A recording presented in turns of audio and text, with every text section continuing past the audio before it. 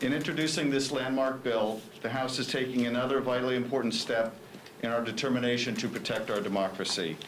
Since taking office, Donald Trump has viewed the constraints on his power and the demand for basic transparency and accountability as an inconvenience. He has claimed extraordinary power, bent and broken the law, and purposely undermined the rule of law. He has probed for where his powers are least constrained, bound only by norms for which he has no interest. And where he has found weakness, he has exploited it with grave consequences for our nation. The House Democratic Caucus, under the leadership of the Speaker and all the chairs represented here, as well as many others, has stood strong. We have defended the law, the Constitution, and our nation's values, even impeaching the President when he was caught abusing his power in an effort to extort a foreign partner for dirt on his opponent. Today is the latest step in our critical effort to hold this President and all presidents accountable. This bill is the culmination of many months of work by the caucus to identify the most crucially needed reforms to our laws to constrain a lawless president. Some of these reforms have been contemplated for years. Others became necessary only when we witnessed the serial abuses of power by this president. This bill is essential, not just because Donald Trump's presidency has been so damaging, though it has been, but because we owe it to the American people to put in place meaningful constraints on power, fix what is broken, and ensure that there is never again another Richard Nixon or Donald Trump for either party. What has become painfully clear is that even in a dangerous world, the threat to our democracy from outside the country is less than the threat from within. The guardrails that have been built over the course of the country's history and strengthened after Watergate have been shaken and broken. To take just one example, Donald Trump has abused the pardon power in a fashion that no previous president has ever done. The power to pardon or commute sentences is embedded in the Constitution and is one of the least restrained powers the president wields. A president may use this power to correct unjust sentences or to show mercy to those who have reformed.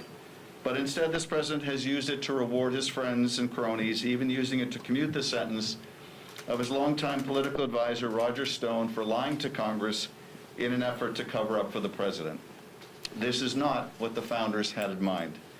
That's why we've included a provision to deter the abuse of the pardon power by subjecting pardons to new transparency requirements if they concern a case that directly involves the president or their family. This is just one of many important provisions in the bill to prevent the abuse of presidential power, strengthen our system of checks and balances, and prevent interference in our elections. After Watergate, Congress enacted a series of landmark laws and reforms. They changed the way that politics was conducted. They established laws to prevent the abuse of authority and to ensure that it would be discovered. We are taking a similar step today to restore our checks and balances, to protect our elections, and to protect the legacy of our founders. And with that, I'm pleased to turn this over to our leader, Speaker Pelosi. Thank you very much, Chairman Schiff, for your great leadership and your excellent statement. I associate myself fully with your remarks, and I come to this podium to thank the chairs for the great work that they have done to protect our democracy. Adam Schiff, who's led us in this discussion, Chairman Jerry Nadler of the Judiciary Committee, Chairwoman Carolyn Maloney of the Oversight and Reform Committee, Chairman John Yarmouth of the Budget Committee, Chair Zoe Lofgren, who will be with us virtually shortly, Chair of the House Administration Committee, Chairman Elliot Engel from Foreign Affairs, and Chairman Richie Neal, Chair of the Ways and Means Committee. Our founders, in their wisdom, put guardrails into the Constitution of the United States because they knew that someone might overplay his or her hand. They probably could not envision a president who would kick over the guardrails and that the Senate of the United States would be complicit in that undermining of the Constitution of the United States, ignoring, dishonoring the oath of office that we all take to protect and defend the Constitution of the United States and everything that the Constitution stands for. During this once-in-a-generation moment, the Congress has a sacred obligation for the people to defend the rule of law and restore accountability and basic ethics to the government. And that is exactly what we are doing with Protect Our Democracy Act. This legislative pact is sweeping, designed to address the president's staggering litany of abuses, ensure that they can never happen again by anyone. This package is future-focused, intended to restore checks and balances not only during this term, but for any future president. Our chairs have crafted a robust reforms package that can stand up and prevent an assault on our democracy, including the abuse of the pardon power that distinguished Mr. Schiff had talked about, the soliciting of foreign interference in U.S. elections, the retaliatory attacks on whistleblowers, politicization of the tools of justice, abuse of office for personal enrichment, and contempt of Congress's oversight powers on behalf of the American people, including our lawful subpoena power. This is essential to our Constitution, our system of checks and balances, separation of powers, each branch of government having a check on other branches of government. It is sad that the president's actions have made this legislation necessary. As with other things, he gives us no choice. For centuries, our presidents have shown a respect for the rule of law and the norms and the institutions that uphold our democracy. Now America has a choice to repair and strengthen our democracy or to look the other way and enable its actions. Enablers. That's what those who support the president's actions are. Enablers of undermining the Constitution of the United States. Let us recall the words of Benjamin Franklin. We've quoted them over and over. On the final day of the Constitutional Convention, he came out onto the steps of now called Constitution Hall as our Constitution was adopted. As he descended the steps, people asked, Dr. Franklin, what do we have, a republic or a monarchy? He said, as you know, a republic, if we can keep it. This Congress, Article 1 of the Constitution, the legislative branch, the first branch of government, will uphold our solemn duty to keep our republic, including by passing this bill. With that, I'm very pleased to yield to the distinguished chairman of the Judiciary Committee, who has been a champion for decades on upholding our oath of office to the Constitution of the United States, Chairman Nadler.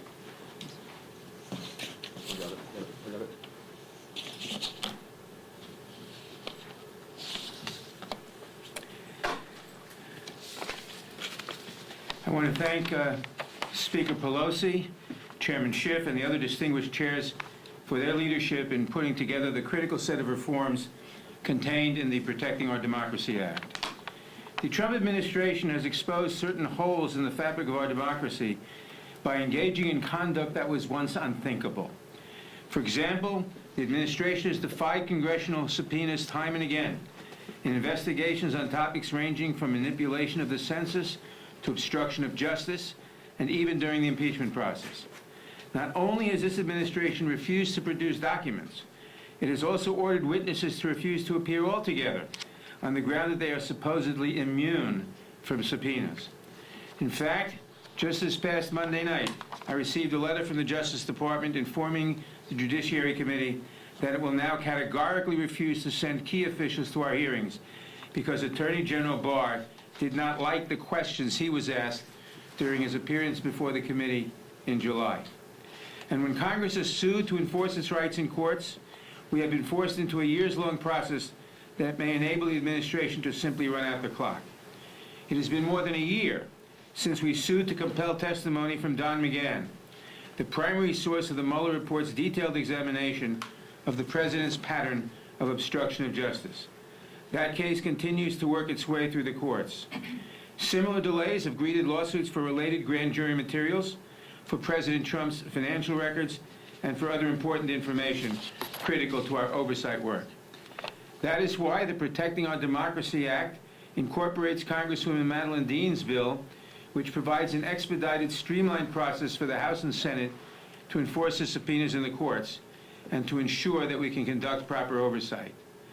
We have also witnessed brazen efforts by the administration to undermine the rule of law by interfering with pending cases at the Department of Justice, on matters that directly implicate the president. Whether it was the Roger Stone sentencing, the Michael Flynn prosecution, or the Russia investigation, the White House has threatened, bullied, and intimidated the department into doing the president's personal bidding. That is why the legislation includes the first ever requirement that the Attorney General maintain a log of certain contacts with the White House for review by the Inspector General and, if necessary, by Congress. This builds on the legislation Chairman Jeffries has led this Congress.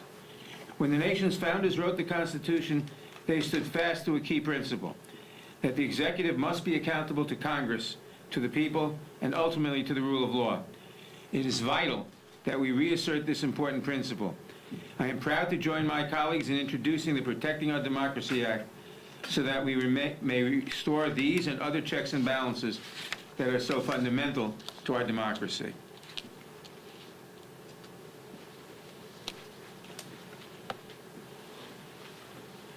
As I bring on Congresswoman Maloney, I want to join the distinguished chairman in acknowledging legislation of other members of Congress that are contained in the chairman's legislation that they are putting forth, and chairwoman's.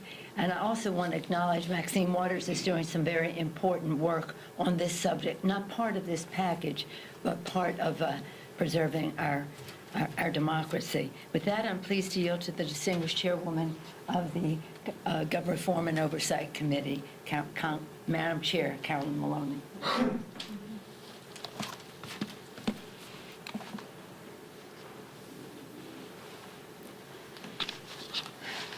Good morning. I'm proud to stand here with Speaker Pelosi and my colleagues in government, many of whom are with us chairing committees that have produced this legislation. And I'm very pleased to join them in introducing the Protecting Our Democracy Act to prevent presidential abuses of power and strengthen advocacy and transparency and accountability. Former Oversight Chairman Elijah Cummings often said, "We are in a fight for the soul of our democracy."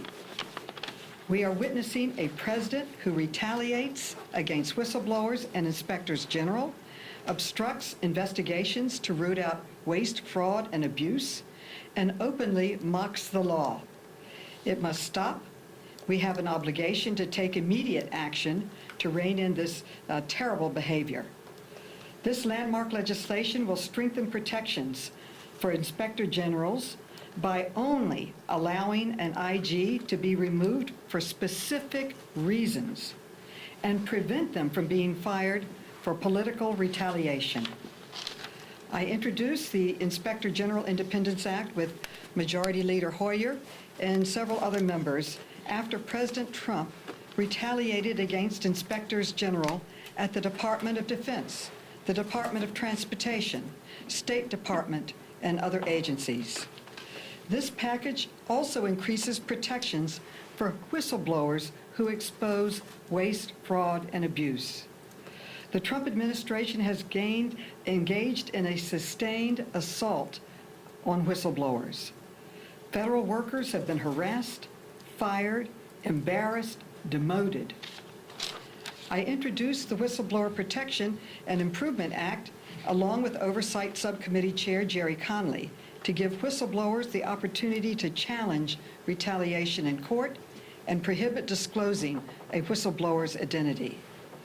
Whistleblowers helped our committee expose abuses in the White House security clearance process, the administration's nuclear deal with Saudi Arabia, and investigations into ethics abuses and mismanagement at the Postal Service and the Census Department by administration officials. This package of reforms also closes loopholes that President Trump has exploited by installing unqualified people as acting agency heads and inspector general. Finally, the bill helps ensure that the line between official business and political activity is not erased. The Trump administration has openly mocked and violated the Hatch Act. For example, former senior advisor Kellyanne Conway broke the law dozens of times, and the Office of the Special Counsel recommended that she be fired. President Trump refused to act. Recently, he used the White House and other federal landmarks for partisan political purposes during the Republican National Convention. White House Chief of Staff Mark Meadows said, and I quote, "Nobody outside the Beltway really cares about the Hatch Act," end quote. He's wrong. Taxpayers care. They expect their money to be used for legitimate government activities and not for partisan political campaigning. The Protecting Our Democracy Act authorizes the Office of Special Counsel to fine senior political appointees up to $50,000 if they break the law, and the president refuses to hold them accountable. This bill ensures that no one is above the law and that all employees are held accountable for their actions. Now it is my honor to introduce the distinguished chair of the Budget Committee, Representative Yarmouth. Thank you, Madam Chair. Good morning, everyone. There is perhaps no clearer intent of the framers of the Constitution than that the Congress of the United States should have the power of the purse, the power to decide how to raise and spend the people's money. That is the sole prerogative of the Congress. The President's role, as embodied in his oath of office, is to faithfully execute the laws of the country.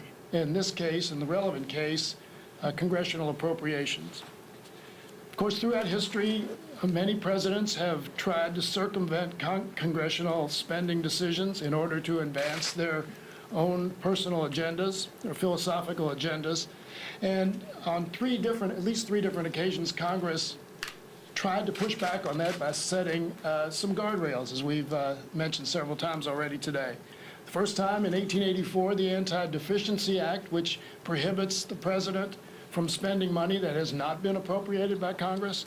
The second time in 1974, when we created the Impoundment Control Act, which was to prevent the administration from not spending, from refusing to spend funding that has been appropriated by the Congress, and then creating the Government Accountability Office, which is an independent agency whose mission is to oversee the spending activity of the various administrations. Despite these guardrails, this undermining of congressional authority has continued to take place, and I don't think there's ever been a more brazen violator of the power of the purse than Donald Trump. What's made it worse is it's not in advance of the times he's used it is not in advance of some philosophical agenda. It's his own personal political agenda. We saw that when he tried to withhold funding for Ukraine in order to get assistance in his re-election campaign. That brought one of the articles of impeachment that we passed in the House. When he's moved military funding to pay for the Mexican wall, rather than having the Mexicans pay for it, he used military appropriated funds. And even within the last 10 days, threatening to withhold funding to cities whose policies he doesn't like and who thinks that they are anarchical in some way.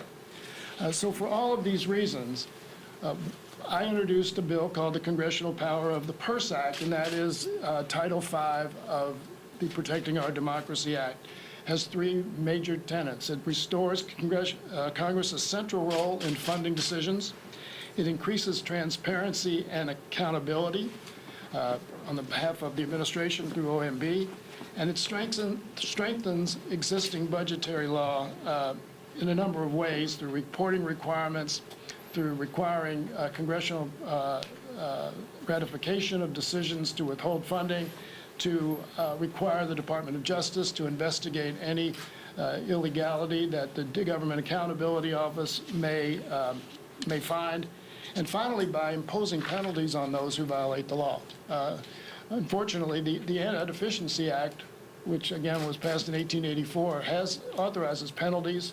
The Impoundment Control Act doesn't. So if you violate the Impoundment Control Act, it's okay, you broke the law, so what? Well, we changed those flaws and loopholes and again strengthen the existing guardrails so that we can reassert the power of Congress to raise and spend the people's money. It's now my privilege to introduce a video with Chairwoman Lofgren.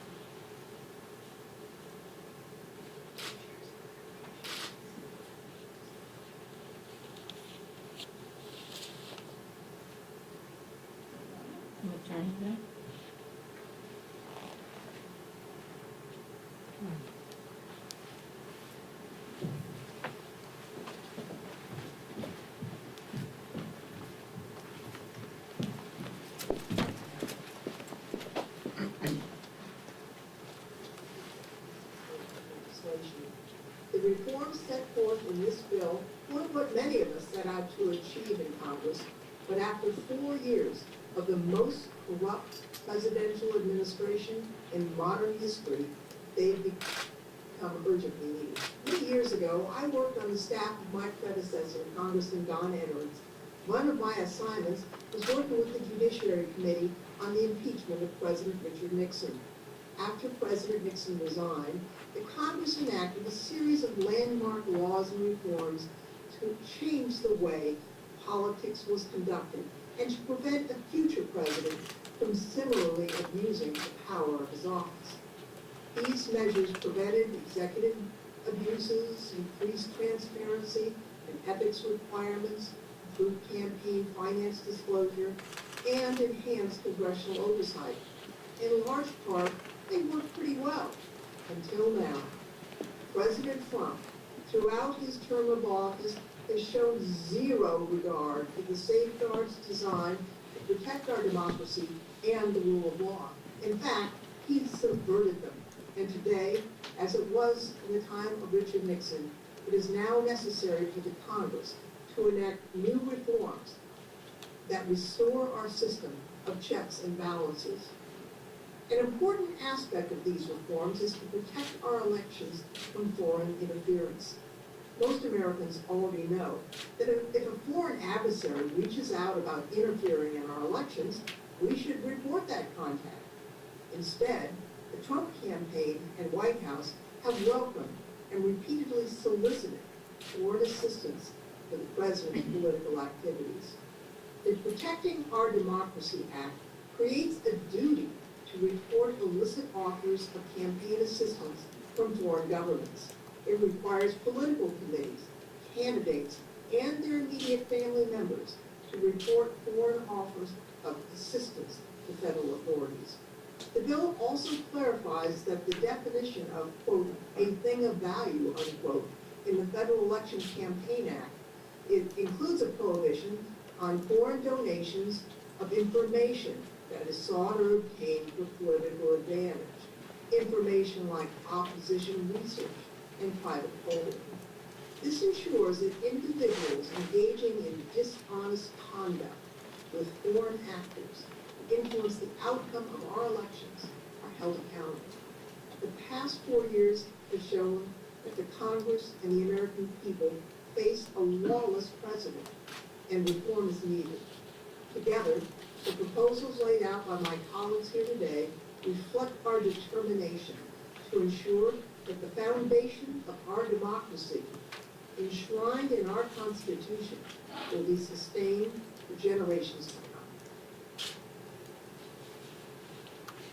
Chairman Engel.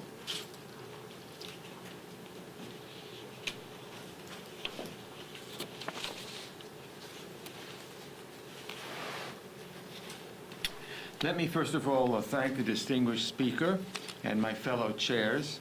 Looking around at my colleagues, it occurs to me it's really remarkable what the House committees have done to shine a light on this administration's abuses and corruption since Democrats won back the House. Whether it was the president's obstruction of the investigation into the Trump-Russia scandal, the firing of independent inspectors general, the administration's mishandling of the pandemic, the mistreatment of career public servants, or, of course, the corruption of our foreign policy that led to the president's impeachment, House Democrats have worked tirelessly to demand accountability. Now, let's be clear.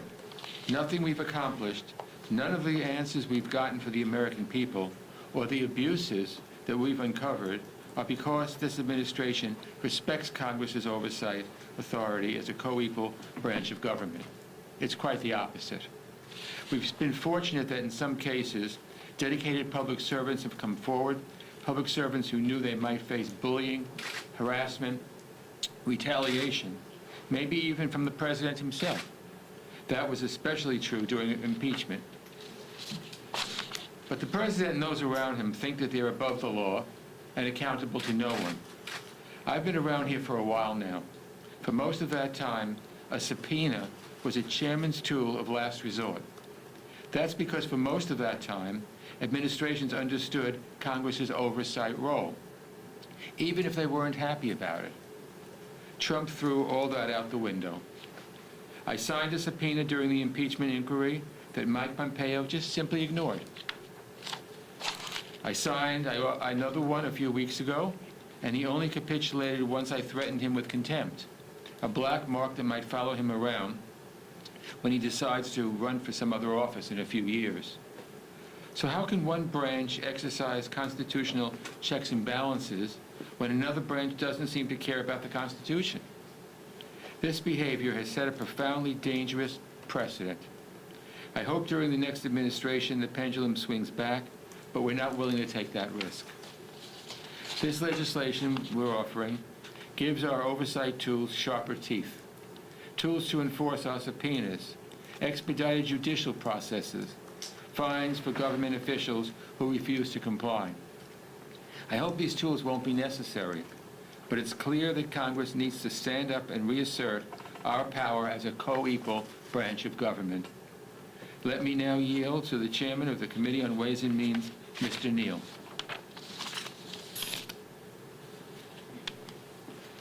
Oh, sorry. Thank you. Thanks to the Speaker, and thanks to our fellow chairs for bringing us to this moment.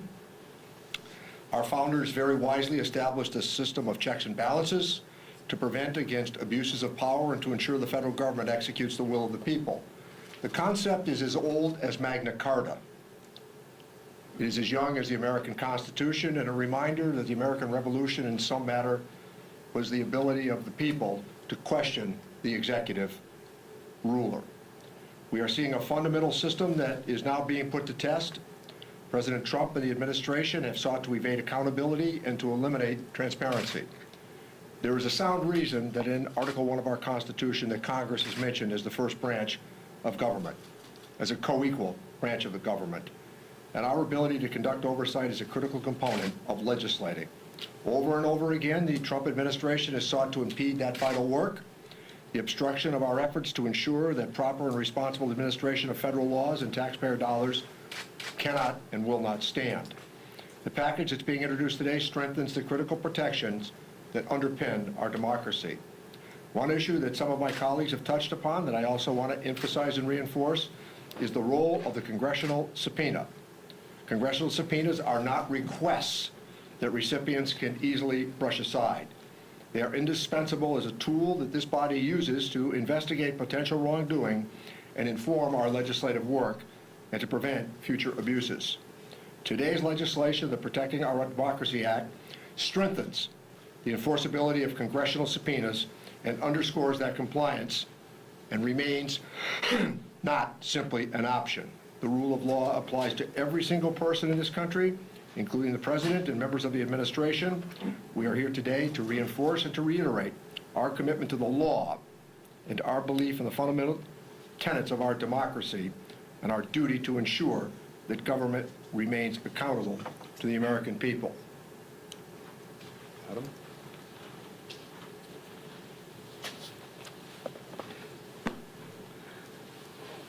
I want to thank my fellow chairs and thank the Speaker who has to go on to other responsibilities. We're happy to take a few questions.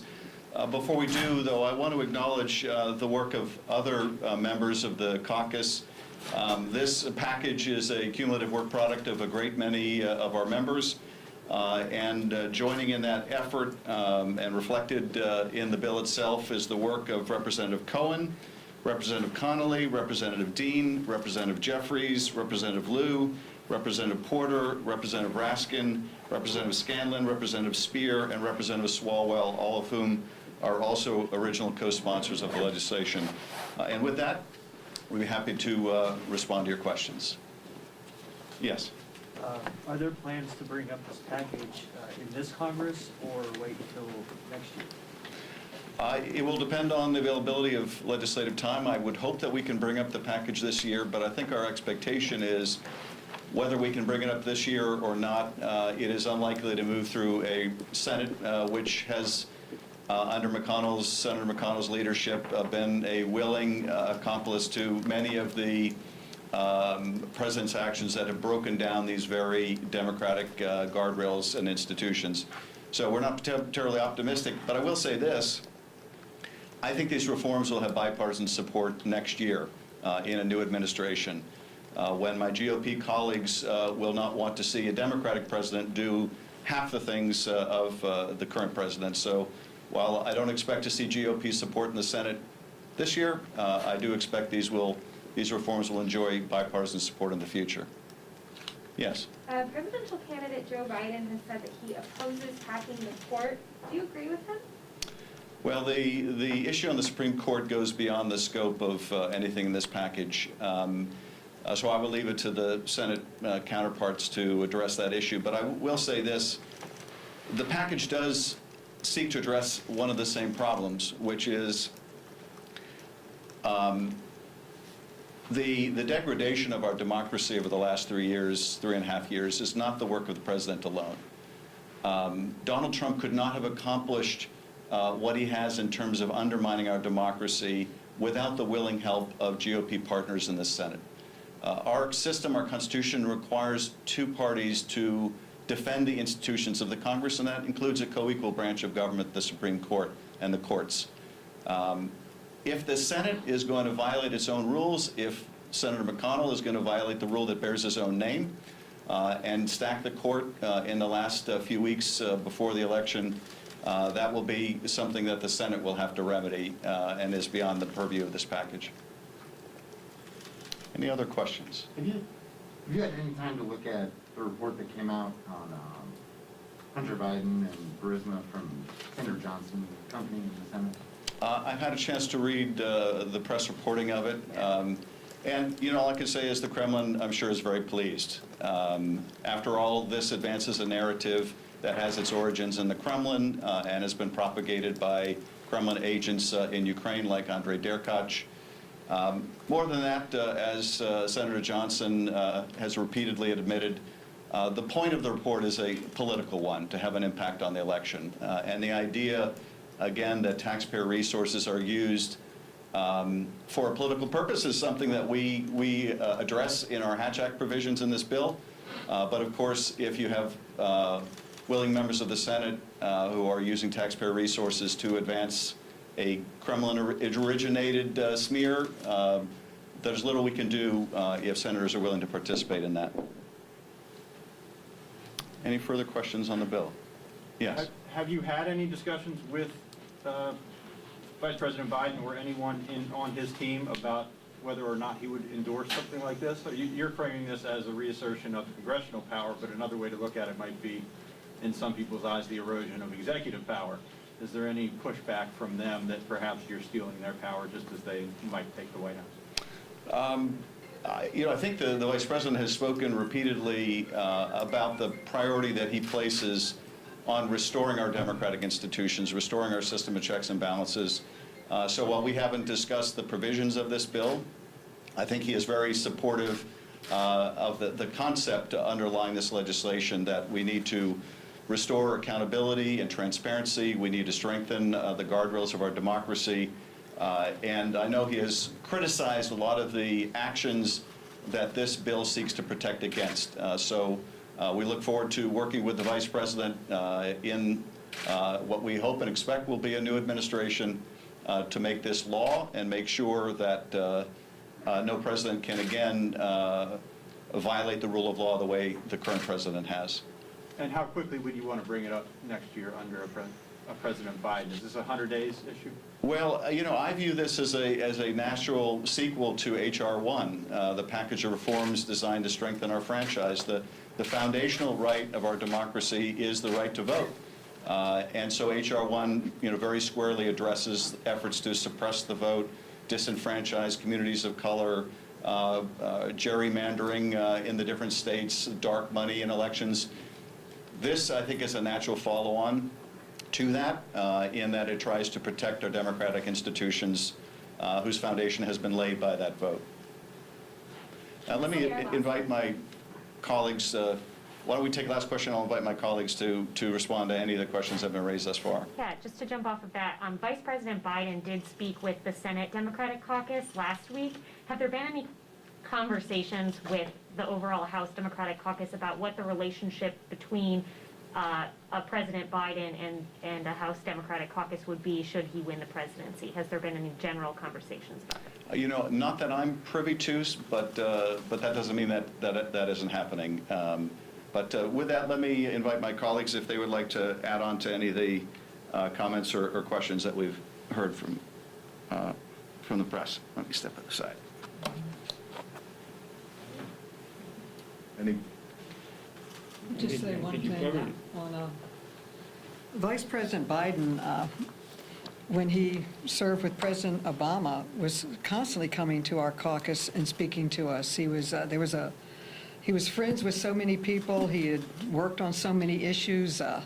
I proudly worked with him when he authored the Violence Against Women Act. So he has a tremendously strong relationship, I would say, with the Congress and the Senate, given his service. I had the occasion to hear him speak on a Zoom to some of my constituents last night, and he was very strong on all of these reform principles. He didn't specifically mention this bill, but the soul of our democracy and returning us to respect in the world and respect for our institutions. So I think, although we haven't spoken to him, just knowing his record, I think he'll be a strong supporter of this package. Thank you, everyone.